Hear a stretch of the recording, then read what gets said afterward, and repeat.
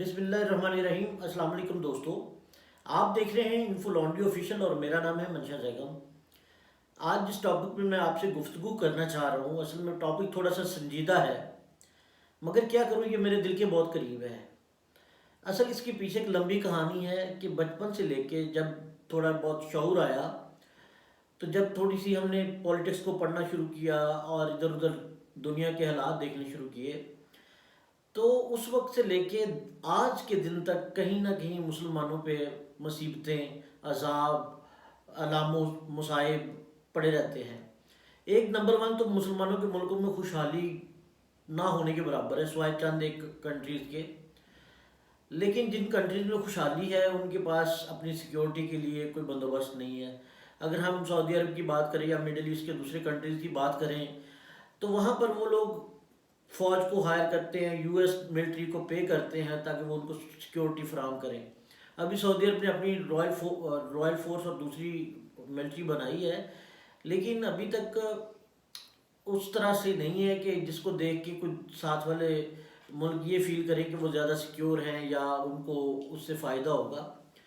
تو اصل میں مار پڑ رہی ہے ہر جگہ پہ، جوتے پڑ رہے ہیں، مطلب سمجھ سے بات بالاتر ہے کہ اتنے چھتر پڑ کیوں رہے ہیں، اور مسلمان ہی کیوں سیاسی طور پر، سماجی طور پر ان کے نیچے لگے ہوئے ہیں، یہ یہود و نصارہ کے نیچے لگے ہوئے ہیں۔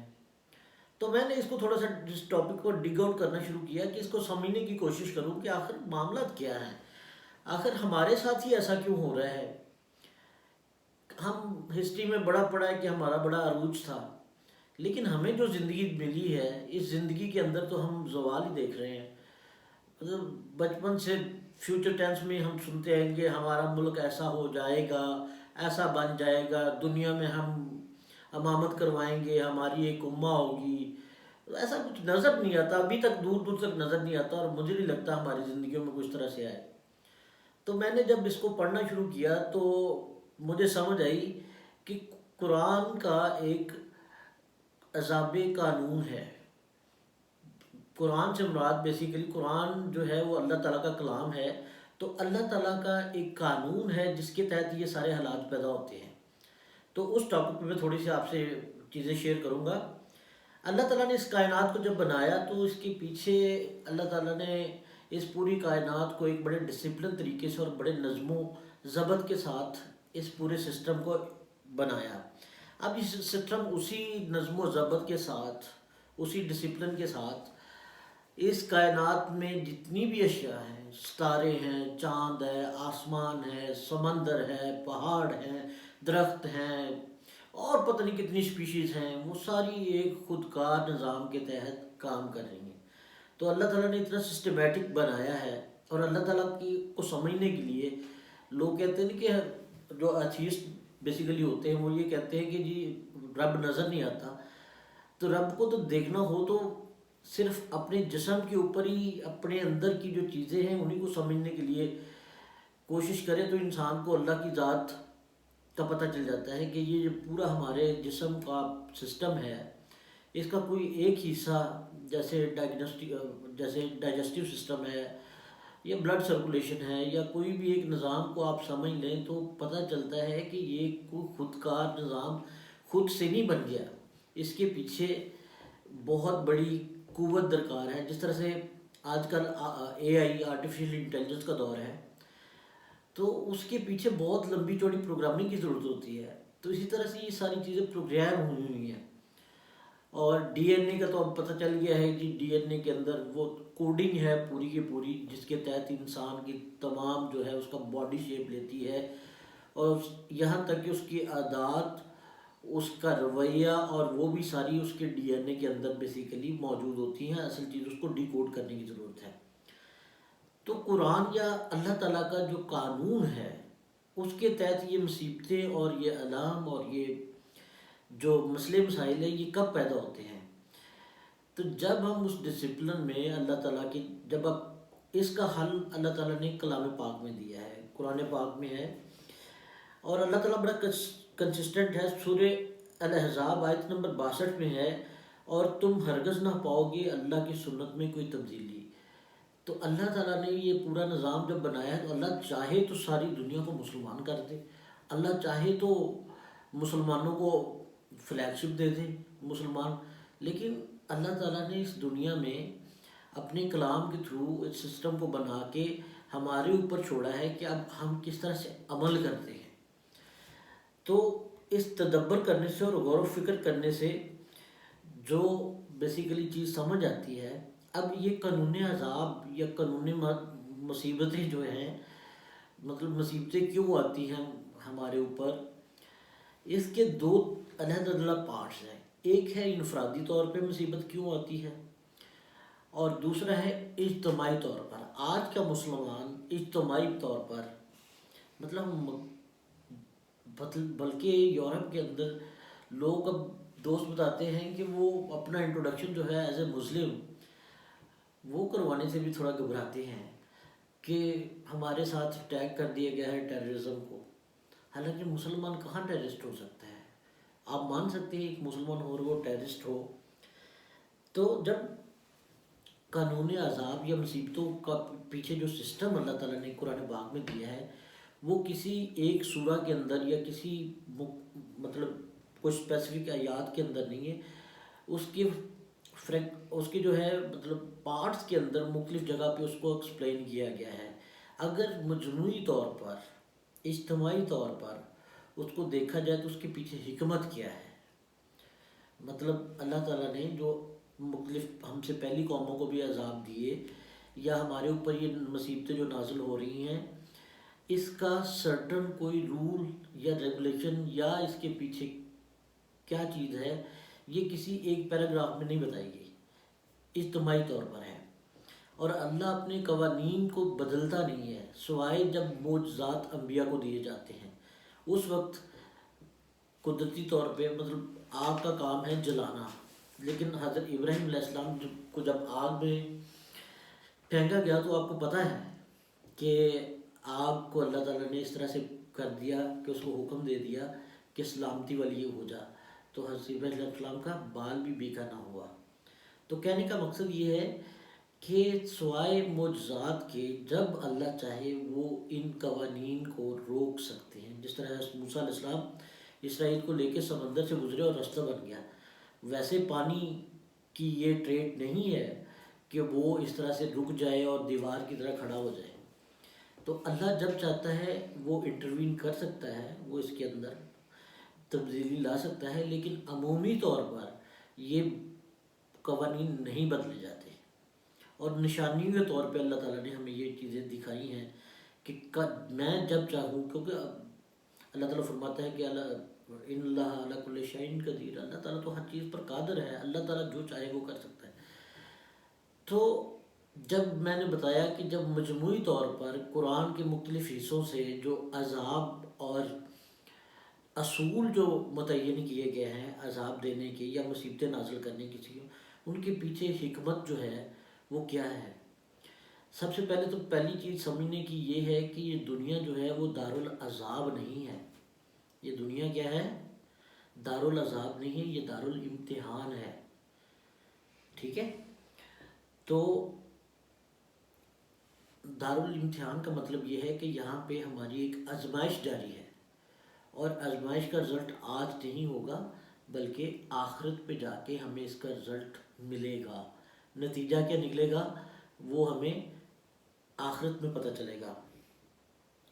اور ہمارا اس دنیا سے چلے جانا، موت کی وادی میں چلے جانا، یہ ایک سرٹن اسپیسیفک ایک جو ہے وقفہ ہے، پھر زندگی مل جاتی ہے۔ دیکھو ہماری زندگی صدیوں پر محیط ہے، بھلا کیسے؟ ہماری روحیں جو ہیں وہ سب کی سب بہت پہلے اللہ تعالیٰ نے ایک ہی دفعہ ان کو جنریٹ کر دیا، اور پھر ان سے یہ عہد بھی لیا کہ میں کون ہوں، تو انہوں نے کہا کہ آپ اللہ ہیں، آپ خدا ہیں، آپ رب ہیں۔ یہ عہد ہمارا عہد الست کے نام سے جانا جاتا ہے، ٹھیک ہے؟ تو وہاں سے ہماری زندگی روحوں سے شروع ہوئی ہے، پھر ہم دنیا میں آئے، دنیا میں ہم نے ایک سرٹن پیریڈ آف ٹائم تک ہم نے یہاں سٹے کیا، اور پھر ہمارے اوپر موت وارد ہو گئی۔ ہمارے اوپر جب موت وارد ہوتی ہے تو وہ ایک چھوٹا سا وقفہ ہے، اس کے بعد پھر روح اسی فارم میں ادھر چلی جاتی ہے جہاں زندگی ایک اور طریقے سے شروع ہو جاتی ہے۔ تو اللہ تعالیٰ سورہ الملک میں آیت نمبر 2 میں فرماتے ہیں، اس نے بنائی موت اور زندگی تاکہ تمہیں آزمائے کہ کون ہے تم میں سے جو اچھے عمل کرنے والا۔ اب اس آیت میں ایک لفظ پہ غور کیجیے گا، اچھے عمل۔ اچھا یہ نہیں عقیدہ کی بات نہیں کی ہے صرف، ظاہر ہے عمل جو ہوگا وہ عقیدے کی ریفلیکشن ہوگی، اس بات کو سمجھیں۔ ایک ہمارے دماغ میں آئیڈیا ہے، جب ہم اس کو ڈیمونسٹریٹ کرتے ہیں عملی طور پہ اس کا مظہر ہوتا ہے تو وہ چیز کیا کہلاتی ہے؟ وہ عمل کہلاتا ہے، وہ ایکشن کہلاتا ہے۔ تو اللہ تعالیٰ نے کہا کہ میں نے بیسیکلی دنیا اس لیے بنائی ہے کہ تاکہ تمہیں آزمایا جائے۔ یہ دنیا آزمائش کی جگہ ہے، دارالعذاب نہیں ہے، دارالعذاب آخرت ہے بیسیکلی۔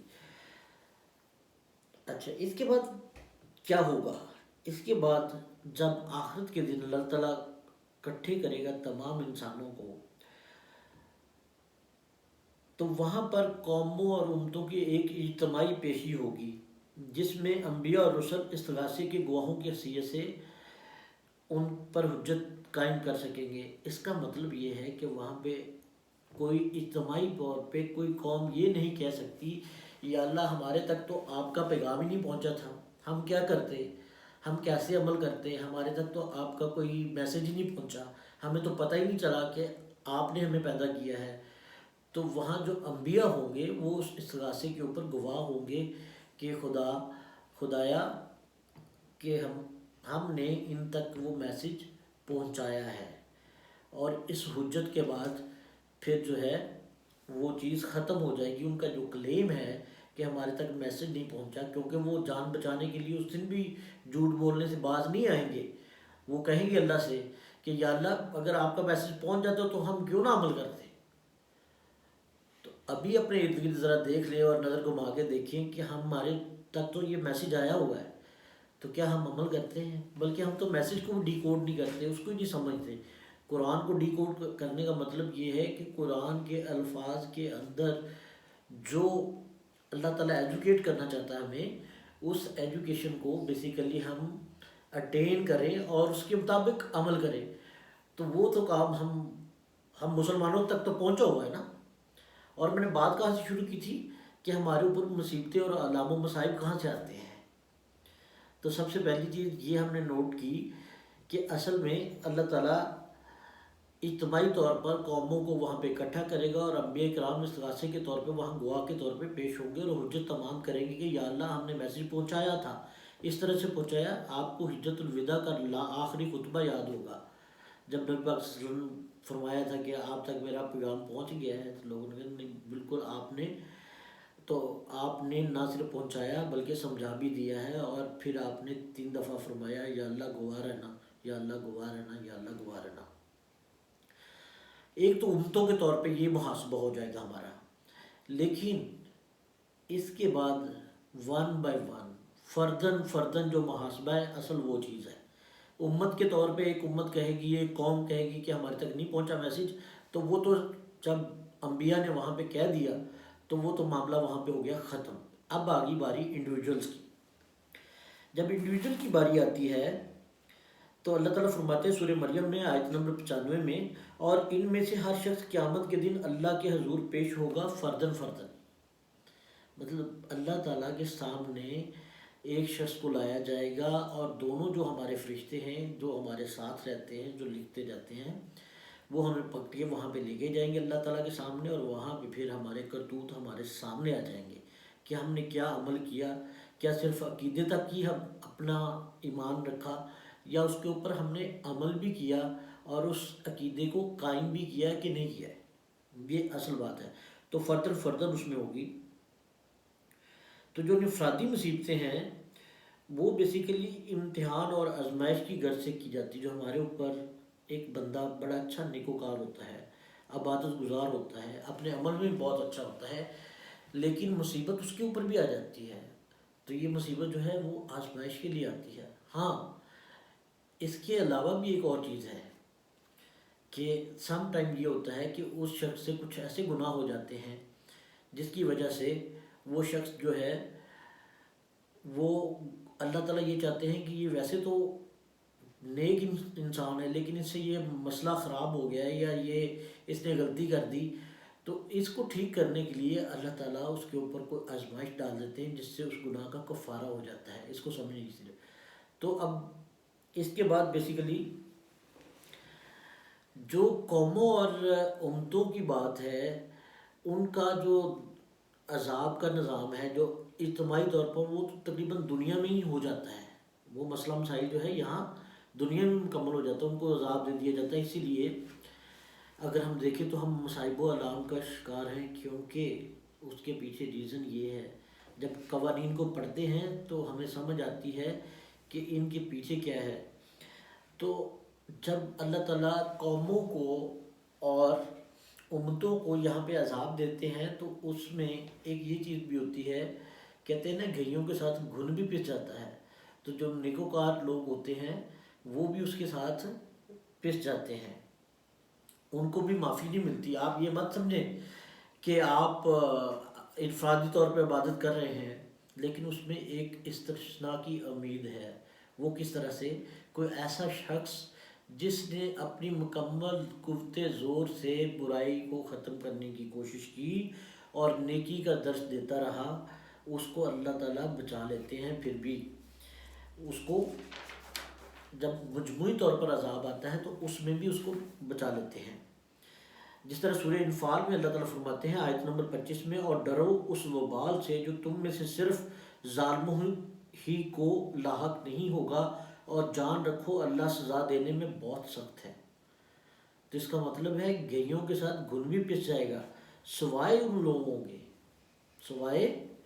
لوگوں کے جنہوں نے مکمل کوشش کی. اب آگے ٹھیک کسی نے ہونا نہیں ہونا، یہ انبیاء کرام پر بھی یہی چیز اللہ تعالیٰ نے فرض کی تھی کہ آپ کا کام ہے میسج کو پہنچانا. اب کسی کو ہدایت دینا ہے یا نہیں دینا وہ میرا کام ہے.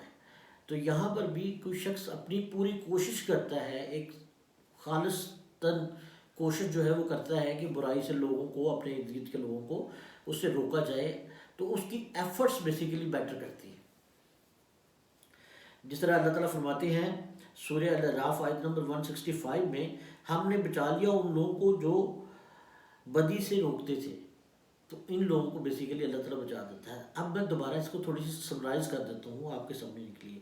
سب سے پہلی بات تو کہ اس پوری کائنات کے قوانین اللہ تعالیٰ نے بنائے ہیں، اسی طرح اللہ تعالیٰ نے عذاب کے بھی قوانین بنائے ہیں. اب عذاب کے قوانین دو طرح کے ہوتے ہیں. ایک اجتماعی طور پر اس طرح سے آتے ہیں جب قومیں پوری کی پوری بدعمالیوں میں شکار ہو جاتی ہیں تو ان قوموں پر مصائب اور عذاب آتے ہیں. لیکن جو فردن ہے یا جو فرادی جو ہے، ہاں اس میں جب وہ ایز اے قوم یا ایز اے امت اس پر عذاب آئے گا تو اس میں جو انڈیویجولز ایسے ہوں گے جو بدی کو روکنے کی کوشش کرتے ہوں گے ان کو اللہ تعالیٰ بچا لے گا. لیکن زیادہ تر یہی چانس ہوتا ہے اگر انہوں نے کوشش نہیں کی تو گھیوں کے ساتھ وہ بھی پس جائیں گے، ان پر بھی ویسا ہی عذاب آ جائے گا. اب رہی انفرادی کوشش میں آپ نے صرف عقیدے کی حد تک اللہ تعالیٰ پر ایمان نہیں رکھنا بلکہ اس کو عمل، کیونکہ اللہ تعالیٰ نے اچھے اعمال کی بات کی ہے. صالح اعمال اگر یہ نہیں کرتے تو ہمارے اوپر مصیبتیں اسی طرح ہی رہیں گی، کیونکہ یہ آزمائش کی گھڑی ہے. اب جو میں نے جہاں سے سٹارٹ لیا تھا کہ مسلمان اجتماعی طور پر پریشان ہیں، اجتماعی طور پر ان کے اوپر مصائب اور مصیبتیں ہیں. تو اجتماعی طور پر اس لیے ہیں کیونکہ اللہ تعالیٰ دنیا ہی میں جب کوئی قوم اجتماعی طور پر بدعمالیوں کا شکار ہو جاتی ہے تو دنیا ہی میں ان کو اس چیز کا جو سزا ہے وہ مل جاتی ہے. تو آؤ مل کر صرف 2 منٹ کے لیے سوچیں کہ اجتماعی طور پر اگر واقعی ہم خراب ہیں، پہلے تو اس کو ریئلائز کرنا، اس کو ٹھیک کرنے کا نا 3 سٹیپ ہوتے ہیں. سب سے پہلے ہوتے ہیں کہ اس چیز کو ریئلائز کرنا، ٹھیک ہے. ریئلائز کرنے کے بعد پھر اس کو ٹھیک کرنے کی اسٹریٹجی کیا ہوگی، طریقہ کار کیا ہے، اور تیسری چیز ہوتی ہے اس پہ عمل کرنا. تو سب سے پہلے تو ہم نے ریئلائز کرنا ہے. تو ریئلائز ہمیشہ انفرادی طور پر ہر انسان کرے گا. انسانوں سے قومیں بنتی ہیں، ٹھیک ہے، معاشرے انسانوں سے جنم لیتے ہیں. تو بیٹا جی سب سے پہلے اپنے آپ کا محاسبہ کریں، اپنے آپ کو ایویلیویٹ کریں، اور پھر طے کریں. اسٹریٹجی کیا ہوگی؟ پھر طے کریں کہ بھائی یہ برے کام ہیں اور ان سے میں نے اپنی جان چھڑوانی ہے، یہ طے کر لیں. اور اس پہ پکے رہنا، کنسسٹنسی. جس طرح اللہ تعالیٰ کے قوانین میں کنسسٹنسی ہے نا، کائنات کے تمام قوانین میں، اسی طرح آپ کے اندر بھی کنسسٹنسی رہے گی. تو پھر جا کے آپ ان چیزوں سے جان چھڑوا سکیں گے. جب انفرادی طور پر ہم ٹھیک ہو جائیں گے تو ہمارے معاشرے ٹھیک ہو جائیں گے، اور پھر بالکل اسی طریقے سے ہمارے اوپر بھی اللہ تعالیٰ خوشحالی اور اس دنیا کی امانت کا سیرا ہمارے سر پر سج جائے گا. جس طرح ہم تاریخ میں پڑھتے ہیں کہ سلطنت عثمانیہ نے کتنی دیر تک رول کیا، اموی دور کتنی دیر تک پوری دنیا کو رول کرتا رہا، عباسی دور کتنی دیر تک رول کرتا رہا، مغل کو دیکھیں، مسلمان تو تھے سو کالڈ، تو انہوں نے کس طرح سے کیا. تو یہ ساری بات کا جو کرکس ہے وہ یہ ہے کہ اپنے آپ کو ٹھیک کرنا. کیونکہ اور دوسرا ہمارے سب، میں یہ بات آپ سے کیوں کر رہا ہوں، کیونکہ یہ ہمارے سب کے اوپر یہ فرض ہے کہ ہم نے نہ صرف خود ٹھیک ہونا ہے بلکہ اپنے ارد گرد اور اپنے معاشرے کے لوگوں کے لیے بھی ان کو جدوجہد کرنی ہے کہ وہ بھی ٹھیک ہو جائیں. تو میری کوشش تھی کہ یہ میسیج آپ تک پہنچے. ہاں اس کے پارٹ 2 میں انشاءاللہ میں فردر ایکسپلین کروں گا کہ اللہ تعالیٰ کے یہ جو عذاب کا قانون ہے اس سے کس طرح خوشحالی کی طرف چلے جا سکتے ہیں. اس میں ہم اسٹریٹجیز کو ڈسکس کریں گے اور کس طریقے سے ہم چھوٹے چھوٹے سٹیپ لے کے اپنے آپ کو ٹھیک کرنے کی کوشش کریں گے. تو میں اپنی کوشش اپنے طور پر کر رہا ہوں، آپ نے اپنی کوشش اپنے طور پر کرنی ہے. یہ ہم سب کے اوپر فرض ہے، یہ کوئی آپشن نہیں ہے، یہ میں آپ کو بتا دوں، یہ ہمارے اوپر فرض ہے. تو دوستو یہ گزارش سب سے ہے پیار محبت سے کہ اگر کسی کے خلاف آپ کو کوئی مطلب اس کی ڈفرینس آف اوپینین ہے تو اس کے ساتھ ضروری نہیں کہ آپ وہ لڑائی کر کے یا جھگڑا کر کے اس سے وہ ختم کریں گے، بلکہ اسلام اور کسی کو اگر راہ راست پر لانا ہے یا ریفارمز کرنی ہے تو ریفارم ہمیشہ پیار محبت سے آتی ہے، کیونکہ چینج اتنی جلدی ایکسیپٹ نہیں ہوتا.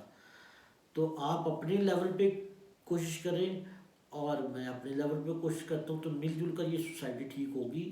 ورنہ جس طرح پچھلے 40 سالوں میں دیکھ رہا ہوں اس سوسائٹی کو اور اس پوری دنیا کے مسلمانوں کو کہ زب و حالی کا شکار ہیں، اس طرح جو آج کا یوتھ ہے وہ یہ نہ ہو کہ وہ بھی اسی طرح اپنی زندگیوں میں خوشحالی نہ دیکھ سکیں اور ہر وقت ٹینشن میں رہیں. تو یہی میسیج تھا آج دن کے لیے. انشاءاللہ نیکسٹ پارٹ کے اندر میں آپ کے ساتھ اسٹریٹجیز ڈسکس کروں گا. اور ہاں یہ میسیج جتنے زیادہ لوگوں تک جائے پلیز اس کو شیئر کریں اور اس چینل کو سبسکرائب کریں گے تو آپ کو انشاءاللہ اس طرح کی اچھی انفارمیشن ملتی رہے گی. اور یہ میسیج جانا چاہیے کیونکہ اس کے علاوہ کوئی دوسرا شارٹ کٹ حل نہیں ہے، یہ میں آپ کو بتا رہا ہوں. کوئی حل نہیں ہے، آپ ایکسپیریمنٹ کر کے دیکھ لیں.